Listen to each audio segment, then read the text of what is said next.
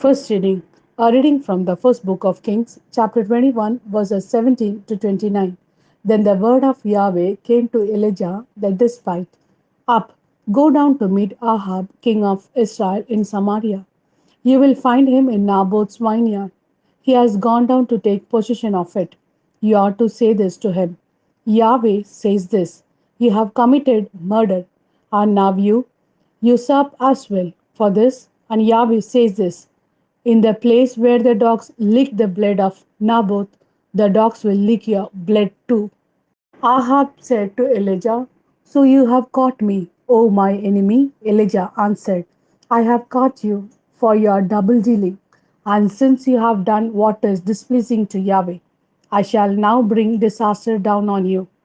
I shall sweep away your descendants and wipe out every man jack of the house of Ahab, fettered or free in Israel.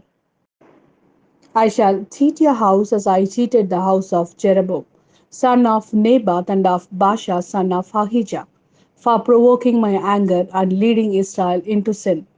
Against Jezebel too, Yahweh spoke these words: The dogs will eat Jezebel in the field of Jezreel. Those of Ahab's family who die in the city, the dogs will eat, and those who die in the open country, the birds of the air will eat. And indeed, there never was anyone like Ahab for double dealing and for doing what is displeasing to Yahweh, urged on by Jezebel his wife. He behaved in the most abominable way, adhering to idols, just as the Amorites had, whom Yahweh had disposed for the Israelite. When Ahab heard these words, he tore his garments and put sackcloth next to his skin and fasted. He slept in the sackcloth, he walked with slow steps. Then the word of Yahweh came to Elijah the Tishbite. Have you seen how Ahab has humbled himself before me?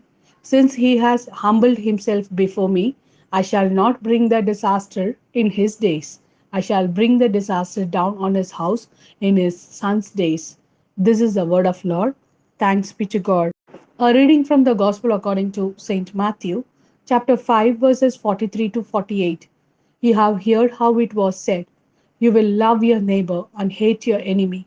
But I say this to you: love your enemies and pray for those who persecute you, so that you may be children of your Father in heaven.